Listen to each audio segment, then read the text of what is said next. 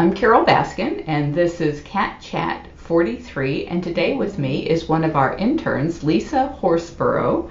And today I wanted to talk about some of the things that have caused this intern to come to Big Cat Rescue. And so tell us, Lisa, when did you first know that you were an animal lover?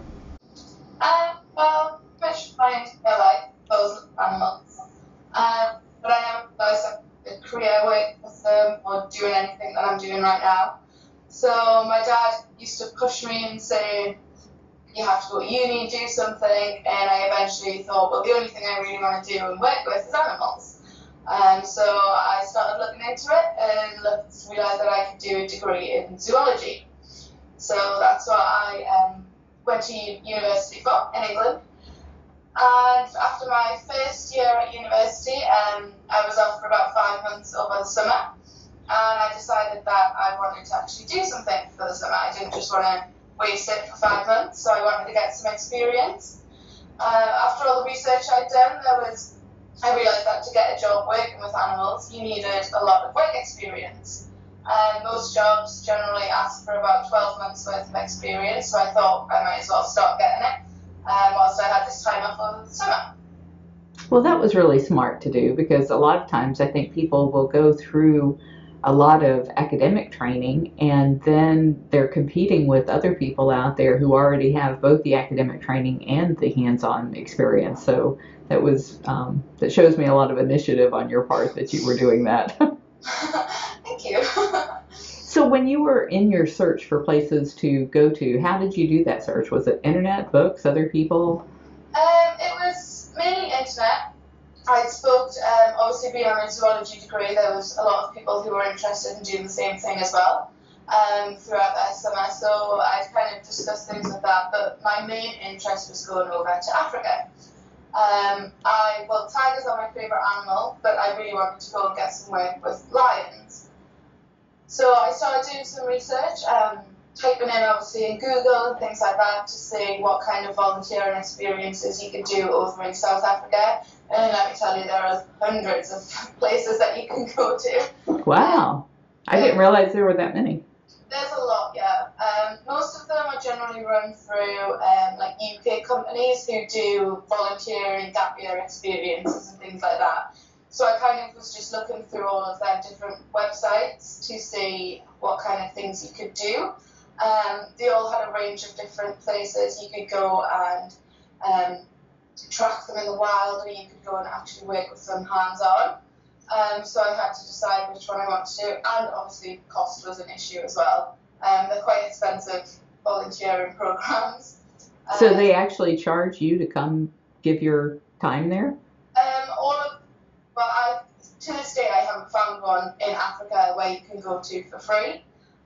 They all charge around about £1,500, which is, I think, just over $2,000. Wow. 2 weeks. Oh my gosh. For 2 weeks? Did you say 2 weeks? Yes. It's $1,000 a week? Yeah. So they're quite expensive places, and then obviously flights and things like that as well. So, but obviously they all say that that's their main source of income, because that's how they kind of help out all their animals. That's how they pay for everything by having these volunteers come over, and their financial input is, as I say, their main source of the income that they have at these places. And so when they are, I haven't looked at these websites other than to just kind of glance through a few of them, and that's why I was so surprised to hear that there's so many. When you come to these websites, what is it that they are pitching to you? What are they telling you that you're going to be doing there, and how are they telling you that that's going to be benefiting the animals? Yeah.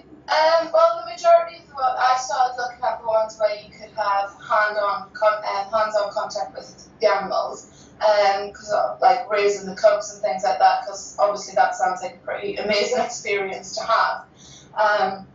So I was looking at these ones, and it was saying how you could go and obviously live in the South African bush, help raise these cubs that they have there, and then also be able to see the larger cats that they have and the larger animals that they have there, whether that's lions, tigers, things like this. Some of them advertised that they can release their animals back into the wild, which seemed pretty cool to me. It seemed like a pretty good thing to be able to do and a good thing to be part of. It also states that you'll be doing a lot of manual work, and they kind of, so it gives you an overall of what you'll be doing, and then a lot of them kind of give you a day-to-day diary. So say you'll be getting up at 7 a.m. and then it'll tell you what you'll be doing throughout the day. And then they'll give you kind of a price rundown, and also they'll tell you where exactly it is that you'll be going. A lot of people don't necessarily state the place that you'll be going to, just the area that you'll be in. Whenever you're kind of researching them, it doesn't say the specific park that you're going to be going to. And when you say that you're out in the bush, are you like living in tents out in the woods, or are you living in dormitory housing? The kind of like lodges that you live in. I know, obviously, personally, the one that I went to, it was living in an actual, not a house, but sort of like a two-dorm sort of room. But then the other ones, they're kind of lodges and things like that. There's very few where you actually live out in the open and in the savannah, because that could be quite dangerous. Yeah, I would think so. I'm just curious because I know the airfare from the U.S. to Africa is outrageously expensive. From the U.K. to Africa, how much are you talking about spending there in airfare? I paid £700 there and back, so £700 overall, which is about $1,200. Wow, that's a lot less than it is from here, but it's still a lot of money.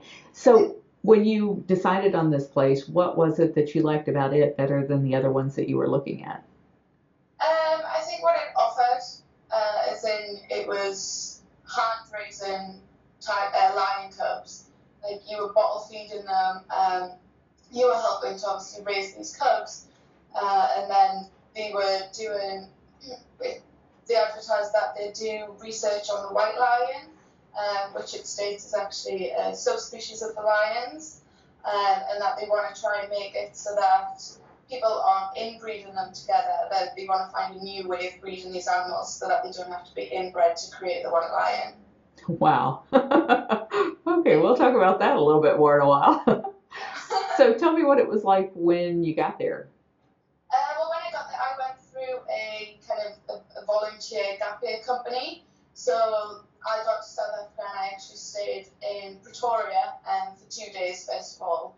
And this company sort of got us used to the people that we were going to be living with, took us around sort of South Africa. We did kind of a day tour around South Africa and things.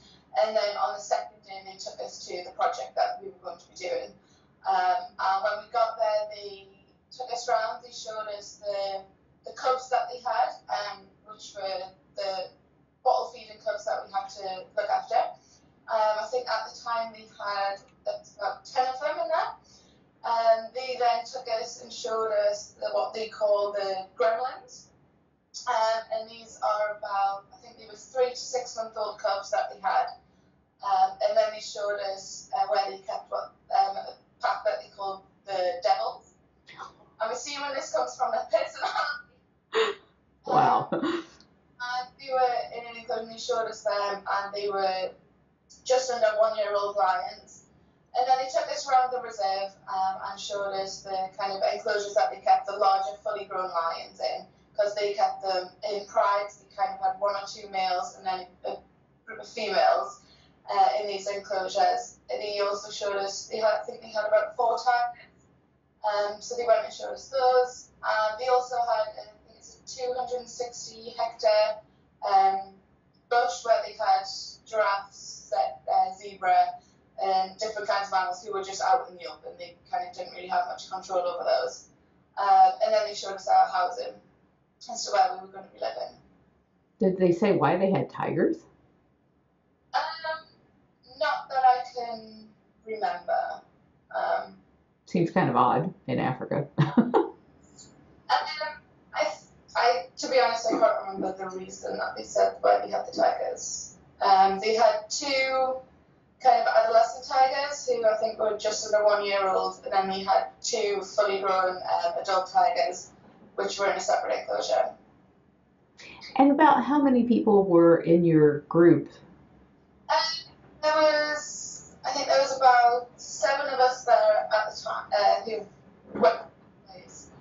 start with, but there was probably about 8 or 9 people who were already volunteering there. So I think there was around about 15 of us who were volunteering at any one time.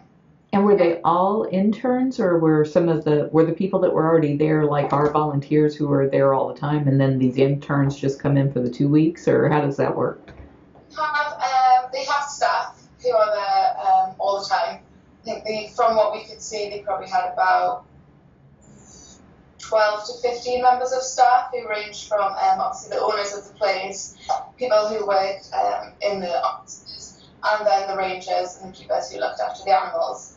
And then we had the volunteers, but the volunteers were only people who came. You could either do 2 weeks or 4 weeks. There were the 2 different volunteering times that they offered there. So people ranging from those 2 weeks to the 4 weeks, but it was just the staff members and then the people who came in to volunteer. Okay. And you said that you did not live on the premises there, so every day, what time would you go in and what time would you leave? Actually, we did live we didn't live out in the bush, but we actually lived on the reserve. Oh, okay. And it was in a lodge type setting? A lodge type thing, yeah. Most of them were kind of 2 or 3 bedrooms. And they had a few lodges that they kept for volunteers, but then they also had houses and lodges that guests could come and stay in overnight. But some of the lodges actually were in where they kept the lions. So as soon as you opened the door, there was like the lion cubs were outside your door kind of thing, and they could get into your room and into your house. Wow.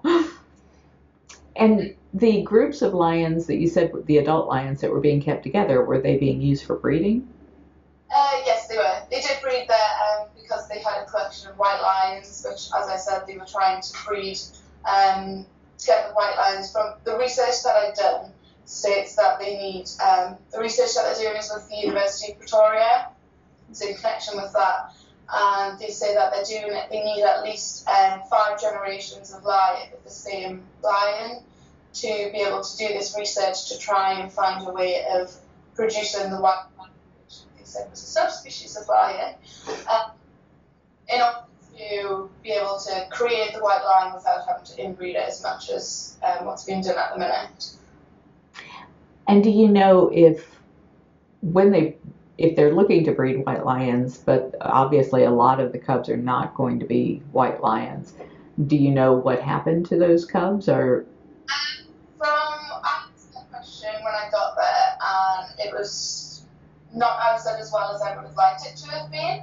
I got a few kind of moments that they released them into Kruger Park, but there was no kind of definitive answer as to what actually happens with these. Kind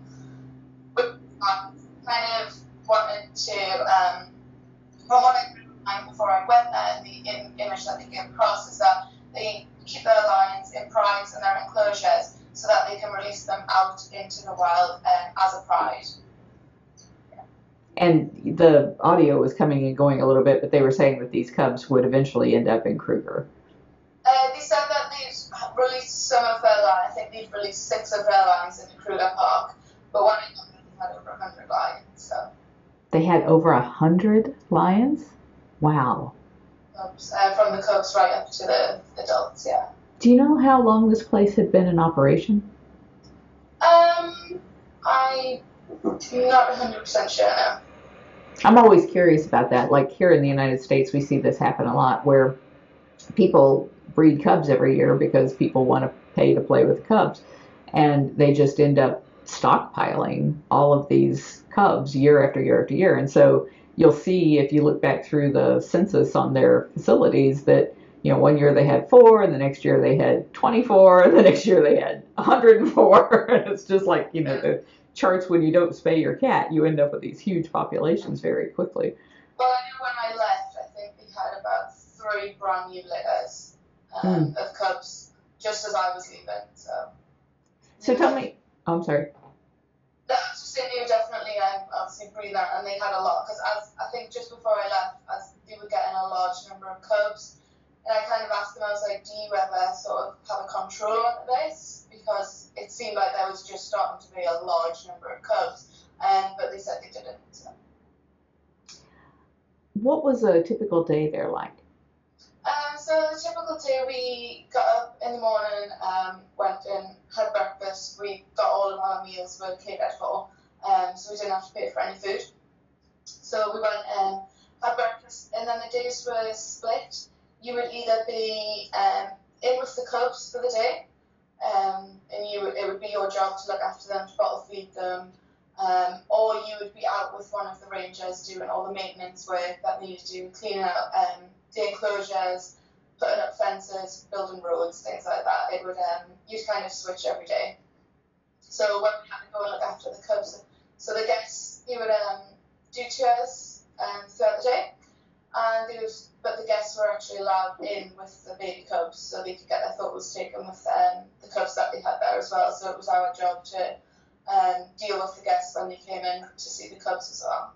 And were these guests paying to be able to interact with the cubs? Yes, they paid to go on the tour, which included interacting with the cubs and also a walk with lions. And what is a walk with lions? They had, once the lions got to about 1 year old, they started working with some of the rangers, and they would kind of work out what their personality was to determine whether they could be one of the walking lions. And that included taking them out into the bush that they had, and they would just walk freely next to you. So they'd take them down to a lake kind of thing, and they'd go swimming, they'd climb up on the trees just as you're walking through the bush. These lions would kind of just be walking alongside you. So they offered that to guests as well. About how many people at a time would be walking through this area? Probably about, well, I think the walking with lions was a separate thing that you could add on to the general tour. So I think they did about 20 people at a time, similar to the amount that we have here. And then walk with lions, it's probably, I think the max amount of people I've seen out at one time was about 7 or 8 people. And how big of an area would they be in with these yearling lions? Well, these lions were kept in enclosures whilst they weren't kind of out walking with the guests. And there was probably about 15 of them in each enclosure at the time. And the enclosures weren't actually that big, but then they got to go out and walk around the bush. I think they took about 3 of the lions out at each time. When the people were walking with these lions, how many of you guys or how many rangers were there to protect the people? Like a ratio, was there one staff member per person or one staff member per 5? One staff member, there'd be one staff member who was out kind of doing the walk, and then there'd be one ranger who was out. But they didn't have sort of shotguns or tranquilizers or anything. They just had a box of chicken. Obviously to distract the lions and to be able to coax them in the right direction and things like that. Do you have a rough idea of how much a yearling lion weighs? From what I could see, I would estimate about 100 to 150 pounds. So as big as the people? Yes. Except that they're 12 times stronger than we are. Exactly, yeah. Man. Whenever I've kind of Skyped my dad while I was there and things, he'd always be quite concerned because they actually allowed volunteers to go into the enclosures with those cats. So you'd kind of walk in and there'd be like 15 lions in front of you, so it was a pretty nerve-wracking experience. And whenever I talked to my dad about it, he was always like, so I'm assuming they have guns and things just in case anything happens, and I was like, nope, they don't have anything. But then what they say is the lions are trained to be around people, and yeah, but then they state that they're to be released back into the wild, so that was the point where I was starting to think that, you know, they're kind of training their cats to be comfortable around people and to be able to walk with people, but these walks with the lions were supposed to be training them to go back out in the wild. So it was kind of like two completely contradicting points that they were trying to do. And, you know, you just told me that the way that they would manage the cats to get them to do what they wanted them to do was by carrying around a bucket of chicken. So if they're training the lion that people carry around buckets of chicken, Man, that's scary if you thought about a cat like that being turned loose. Yeah. That Wow. was the point where I was starting to think maybe there's a bit. It's starting to be a bit weird. You said that they were kind of vague when you would ask questions, they wouldn't give you really detailed answers, and you felt like they were kind of trying to run you around a little bit. Did you have any conversations with the other people who were interning there to say, what do you think about this? I mean, did anybody talk about that, or were they afraid to because of the fact that it was considered a taboo subject? No, I can't really think of any main conversations that I had with anybody that was there. It was sort of just in my head, and I guess I kind of thought that it was just me that was thinking it, and that maybe it's just me that was. And obviously, I'd gone to this place and I fell in love with these cubs and these tigers because I looked after them almost every day. It was kind of, I didn't really want to think about it. I didn't really want to think that they were lying to us or not telling us the truth, because I didn't want to think about these places that these cubs could be going to, because I bottle raised them, I was looking after them. It wasn't really something that I wanted to think, well, maybe they're not being released back into the wild, and it wasn't something that I probably went into too much thought. I kind of, when I asked questions and I didn't get a very clear answer, I sort of just made myself believe that it was for a different reason and not because they didn't want to tell me. Did the cubs have names that you were bottle feeding? Yes, they did. They all had names. So you came to know them as individuals and really got attached to them. Yeah, definitely. There was one called Bo, who was my personal favourite. I was only like 2 weeks, but obviously when you're bottle feeding a cub and you watch them kind of grow up over that 2 weeks, the cubs, when they're so small, they grow up so fast. Yes. 2 weeks is like a lifetime if you're bottle feeding a cub. So it's definitely, obviously, you get to know them all and things like that, and it's fun to watch them grow up, but that's kind of why I didn't really want to think of anything bad happening to them, because, yeah, they were too cute. What age would they take them away from their mothers? Well, it stated online when I was kind of reading up about this place that they took the cubs away at 2 weeks because it was dangerous for them to be because they keep the fully grown lions in prides. It would be dangerous for the cubs to stay in there because the other lionesses might kill them. So they took the cubs away at 2 weeks, and also to be able to, for us to be able to raise them and for them to get their money and the financial input from people being able to come and see these cubs, because that was another main way that they got their money. They also would do school groups that could come around, and the children would sort of sit in a circle and they'd put the cub in the middle and let it sort of just go to the children. So it's a big income that they got from these cubs. But I actually have photos, and a lot of the cubs that I seen whilst I was there got taken away as soon as they were born. So I have like a photo of myself holding a 1-day-old cub. Mm. So how would they get the cubs away from the mothers? I'm assuming that from what you said, there's like a male or 2 male lions and a bunch of females, and they're all in a fairly large enclosure. Now she has cubs. How do they get those cubs away? Well, one the only one that was got while I was there, he had kind of got to the edge of his enclosure, so he'd kind of just wandered away. So one of the rangers managed to kind of get under the wire and managed to pull him out. But then some of the other ones, they had a separate kind of feeding area that they had for the lions. So they were able to lock all of the lions into that feeding area, just like the same way that we have the lockouts. Lock them into there, and then they could go into the enclosure and get the cubs out of the dens. And what were their dens like? They were kind of just like a big rock, kind of like cement den sort of thing in the middle of their enclosures. They were quite large, but the enclosures weren't actually that big to kind of house the amount of lions that they had in there. Do you have a rough idea of, like, if you think about our vacation rotation enclosure, that's 2.5 acres. How big would they be compared to that? Probably about 1.5 acres. Okay. And how many cats in there?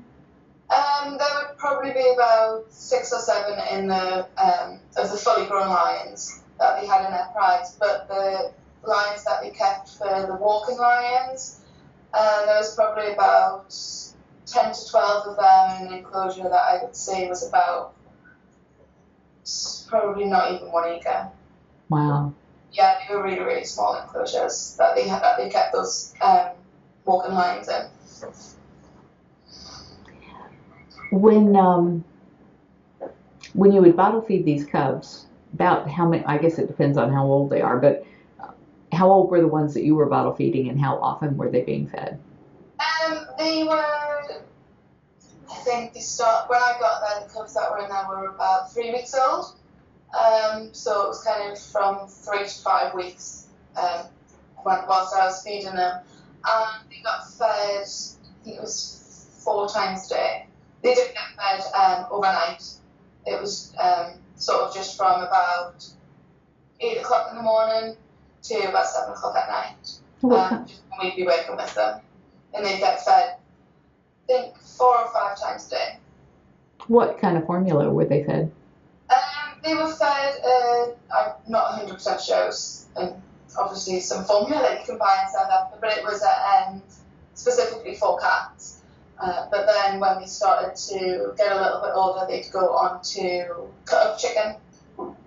So just kind of chicken breasts, and we'd cut that up and they'd get fed the chicken. What kind of area were the little cubs kept in all day? They were kept in a kind of not sort of thing, but it had sand and logs. It was quite a nice area that they kept the cubs in, but obviously there was still quite a few of them. And then they had a big shaded section that they could go in with cat carriers that they could sleep in. But then they had rocks and logs and stuff. So it was quite a nice area that the cubs were kept in. Was it an indoor or outdoor area? It was outdoor. So how were the cubs protected from like jackals and that sort of thing at night? Pardon?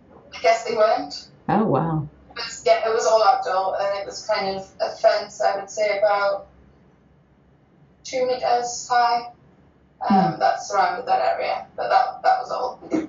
Did you ever hear the mothers calling for the cubs? We'd hear the lions roaring a lot. Whether it's specifically calling for the cubs, I mean, I'm not a lion expert, so I wouldn't know, but they were definitely roaring a lot, and they weren't that far away from the cubs, so I guess whether they could still sort of sense them, I'm not sure, but as I say, they got away from the mothers a lot sooner than they stated that they did. Back in the 90s when we were breeding cats and we would take a cat away, or like in the case of one cat, it was really surprising. Actually, it was, what was her name? Indian Summer. She killed her kittens. She was a bobcat. She killed her kittens all except for one, which was Katera, and you may have heard people talk about Katera here. He's been gone a long time. But even though she killed them herself, she would pace and wail and call for those kittens for weeks. And it's just like, I'm thinking, if these mothers are right next door, they know that their cubs were just taken from them, and here they are, they can smell them, they can hear them, they've got to be calling for them. But like you said, you may not recognize that's what you heard. You may have thought, oh wow, it's great to hear lions calling. Yeah, definitely. I mean, like I say, it's not something that I was kind of looking out for or realizing. It may be that the mothers are so used to it, because I don't know how many times they bred those specific lions. So obviously, if each time you give birth, that cubs get taken away. So I'm not sure. Yeah, a lot of breeders will tell you, oh, the mothers don't want to raise them, and that is just not true. It doesn't matter how many times you take them away. They always act so upset over it. You said you had some pictures that you might be able to try and share. Do you want to try and hold those up to the camera and tell us what they are as you go through them? We'll see how that looks on an iPad here. So this is the enclosure. Oh, yeah, that shows up great. Yeah, so that is what they call the gremlins. So there's probably about 9 or 10 in that picture, but there was a lot more. So they all lived in the same enclosure together. And I'm actually standing in the enclosure with them, taking that picture. Oh, wow. Yeah. Wow, those are big for you to be standing in the middle of all of them. Yes. So there was kind of, they let about 5 of us in at a time. And then I also have So I have some pictures of the larger, the walking lions. They allowed us to go inside the enclosure with as well. So these are the walking lions that they had. Oh my. So again, that's myself in the enclosure with those lions in there. And they did have a few of the white lions. That's one of those. And it looked like you were in the cage with maybe 7 or 8 lions. I thought earlier you said there's usually only 3 when the public comes through. Did they have interns go in with more? Yes, the volunteers were allowed to actually go inside the enclosure with all of the walking lions that they had. And I can't remember the exact number, but looking through my pictures, I've got pictures of at least 9 of them. Man. I didn't catch them all. I do have a video somewhere of like a video that I took of all of them. But when the public came out, they were already out of the enclosure. So the public didn't get to go inside the enclosure with the cats. They brought the cats out into the open so that they could walk around with them. And then when the thing was over and it was time to get the lions back into this small area, how would they do that? They kind of coax them in with the food again. And you can kind of see... So that was whilst we were out walking, and that's him throwing some chicken at one of the white lions. Oh my goodness. So that was us out, but that was, as I say, myself taking all these pictures, so. I noticed that lion had spots on his back end. Is that because they're spotted when they're born, or was that some problem with his fur? From what I could see, if you have a look. And I'm sorry, the audio faded out. What did you say? I think it's nose spots, because they just got out of the water. So. Oh. Yeah. So they kind of, you can. So it's all sort of chain link as well, but that was the walkway. If you can see the enclosure on the side, that's where the cats were kept, and then this is sort of the walkways to where they would bring the lions back in and then put them back into their enclosure. But that is me touching that line, so. Mm. You can see his mane's already starting to come in. Yes, so they're pretty large lions. It was pretty terrifying. It's kind of like using you guys as bait to see whether or not the paying public is going to get mauled. Yeah, I think that's definitely a possibility of what they were doing. Wow. I think, honestly, by letting us being able to get our pictures taken with them and things, it's kind of, when we then go home and publicise it and be like, oh my god, look at this amazing thing that I got to do, it's going to advertise and get more people to go out there and being able to do that. So it's in their benefit to be able to let us go and obviously interact with these lions.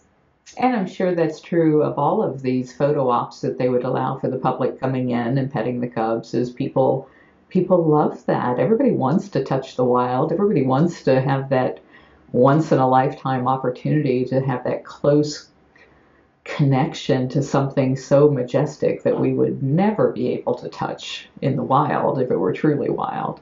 Yeah. So you can see the attraction and why people do it. And I'm sure that most of the people that do it are people who love animals. And, you know, they're being told that not only can you do this amazing thing, you are saving lions by doing this, because we're going to send them back to the wild and it's going to be wonderful. And so people really want to believe that.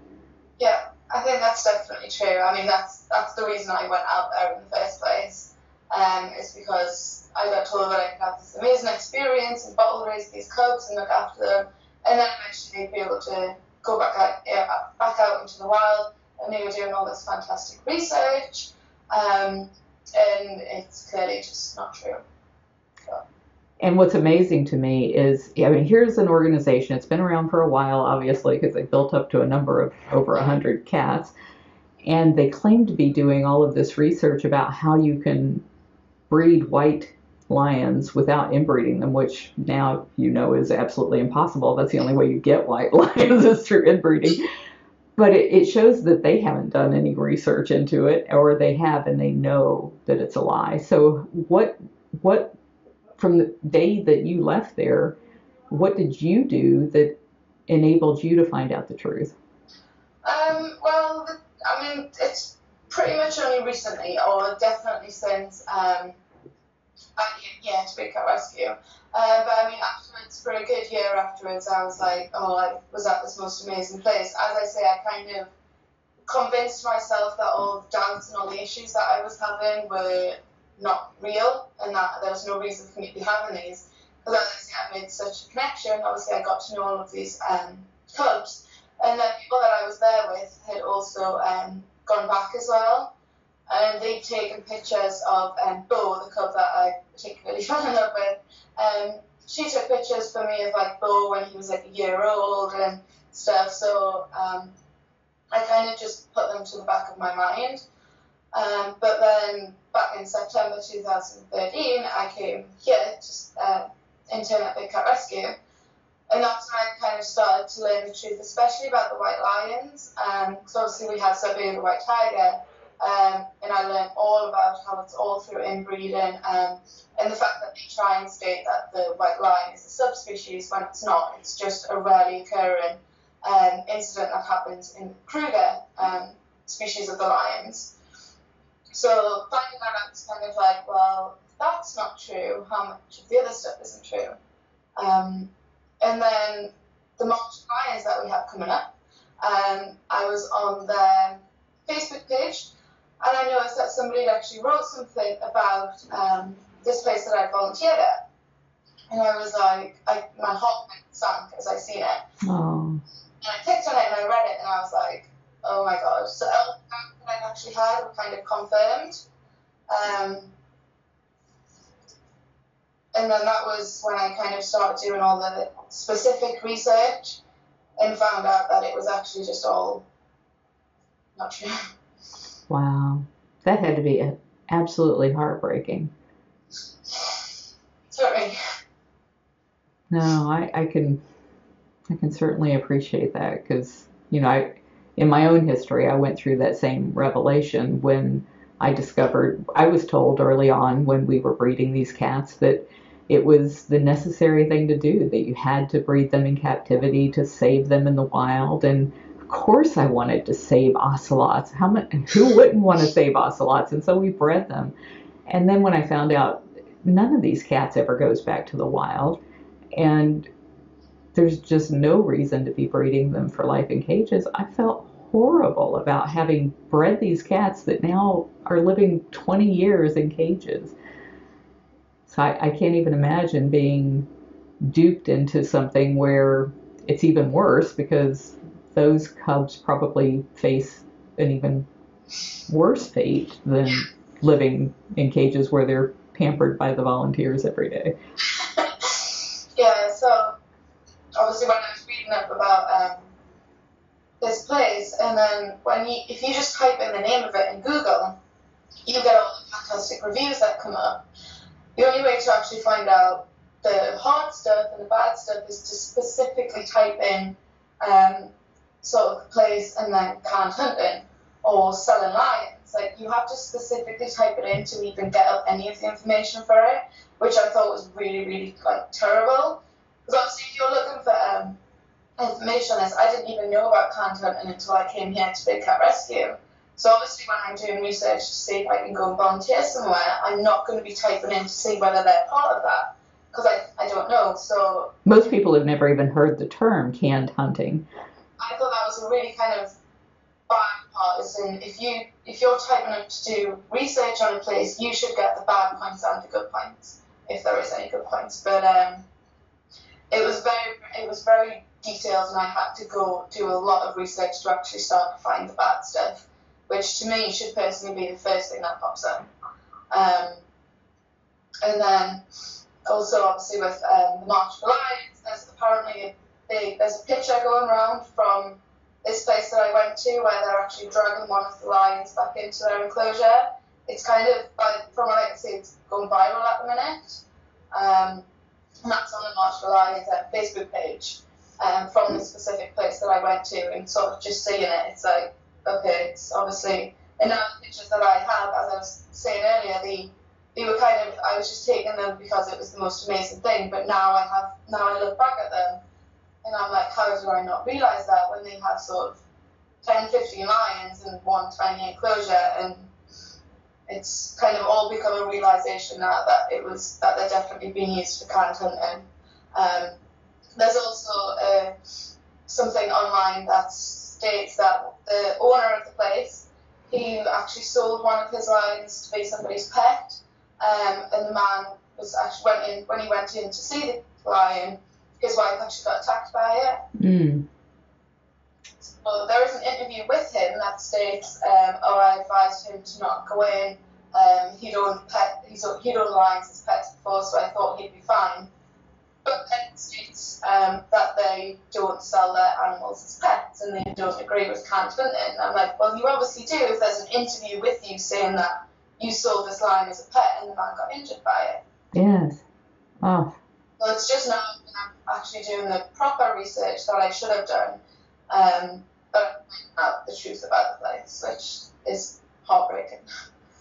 But, I don't think you should beat yourself up about it because, like I said, most people don't even know the term canned hunting. I would say probably at least 75% of the people out there don't even know that lions are shot in cages for trophies. They just don't know that exists. So you wouldn't know if you were looking for an intern program that that's something that you should be aware of. And so that's why I thought it was so brave of you today to be willing to talk about this, because hopefully other people will see what you learned and what you've been through and not make that mistake themselves.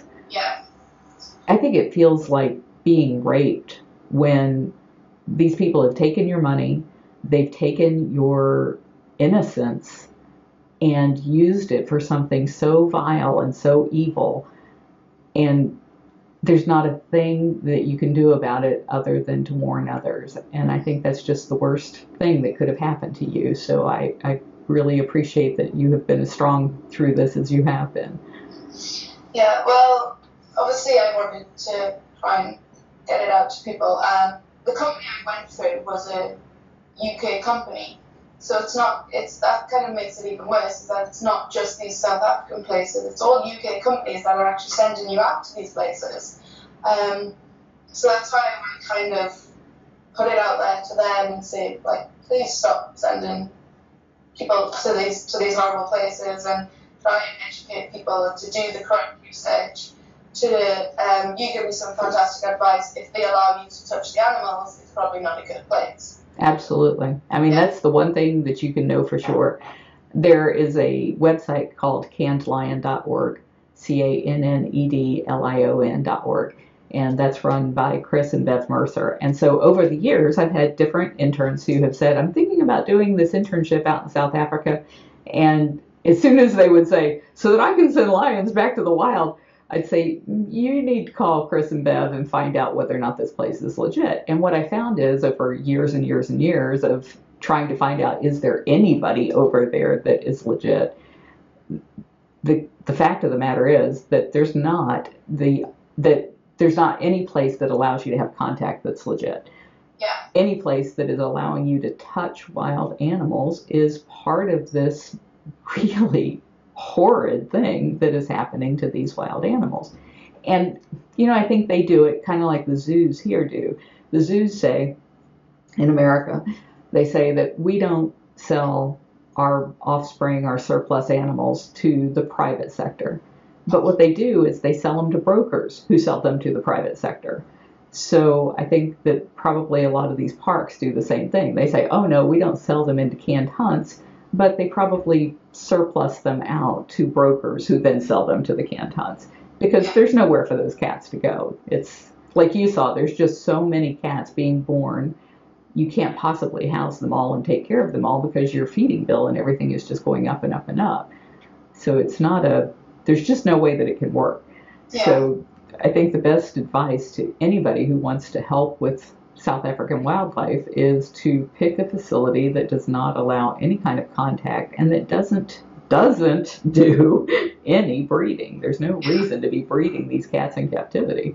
those cats aren't going to go back to the wild. The ones that are in the wild need to be the ones bred, and those need to be kept as far away from people as possible. Definitely. And I think it's also a good thing to, like, hopefully, if there's martial arts coming out, as well as just going to places that don't have any contact with these animals, but also the places that do, getting them shut down.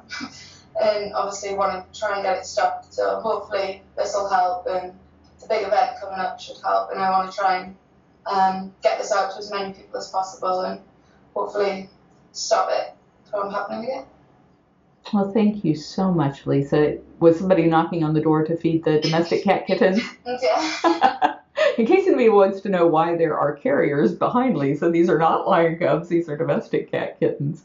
And what we do is we work with Animal Control and the Humane Society of Tampa Bay. When people turn in their cats or cats get picked up, the kittens are raised by our interns until they're 2 pounds, and then they're spayed and neutered and adopted out into pet homes. But that's only for domestic cats. Well, thank you again so much. And this has been Cat Chat 43. I'm Carol Baskin. You can find us on thecatchatshow.com. And we try to air these every Wednesday at noon. Bye. Thank you.